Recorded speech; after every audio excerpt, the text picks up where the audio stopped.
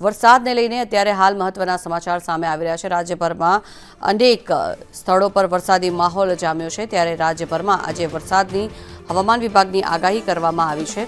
દાહોદ અને પંચમહાલમાં પણ ભારે વરસાદની હવામાન વિભાગ દ્વારા આગાહી કરવામાં આવી છે। રાજ્યભરમાં આજે ભારે વરસાદની હવામાન વિભાગની આગાહી, દાહોદ અને પંચમહાલમાં ભારે વરસાદ થઈ શકે છે, ત્યારે વડોદરા, છોટાઉદેપુરમાં પણ ભારે વરસાદની હવામાન વિભાગે આગાહી કરી છે। નર્મદા, ભરૂચ અને સુરતમાં પણ ભારે વરસાદની હવામાન વિભાગે આગાહી કરી છે। સાથે જ તાપી, નવસારી અને વલસાડમાં પણ વરસાદની સંભાવનાઓ, ડાંગ અને દમણમાં પણ ભારે વરસાદની હવામાન વિભાગ દ્વારા આગાહી કરવામાં આવી છે।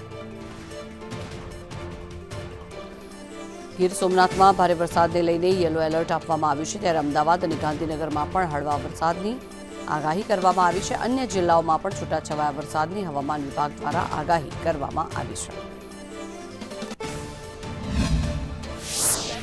વરસાદની ગતિ ધીમી પડવાની છે, કારણ કે વરસાદી સિસ્ટમોની જે અસર છે તે હવે ઓછી થઈ ગઈ છે। માત્ર હવે એક જ વરસાદી સિસ્ટમ છે કે જે સક્રિય રહેશે, જે સાયક્લોનિક સર્ક્યુલેશન સિસ્ટમ હતી તેની હવે અસરો પૂર્ણ થવા આવી છે, જ્યારે બીજી જે ટ્રફ લાઇન પસાર થાય છે તેના કારણે રાજ્યના કેટલાક ભાગોની અંદર વરસાદની આગાહી કરવામાં આવી છે, જેમાં સુરત, વલસાડ, નવસારી, તાપી, ડાંગ, દમણ, દાદરાનગર હવેલી એટલે કે દક્ષિણ ગુજરાતની અંદર આજના દિવસે ભારે વરસાદનું યલો એલર્ટ આપવામાં આવ્યું છે। વડોદરા, પંચમહાલ, દાહોદ, મહીસાગરમાં પણ આજે ભારે વરસાદનું યલો એલર્ટ આપવામાં આવ્યું છે, જ્યારે અમદાવાદ, ગાંધીનગરમાં મધ્યમ વરસાદ પડી શકે છે।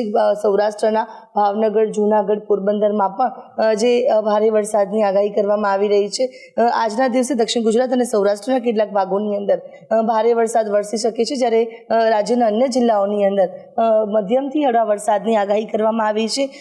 જે રીતે આ જે વરસાદી સિસ્ટમો હતી તેની અસરો હવે ઓછી થઈ ગઈ છે, જેને લઈને માત્ર આજના દિવસે જ રાજ્યમાં ભારે વરસાદની આગાહી કરવામાં આવી છે, જ્યારે આવતીકાલથી રાજ્યમાં હળવો વરસાદ પડી શકે છે।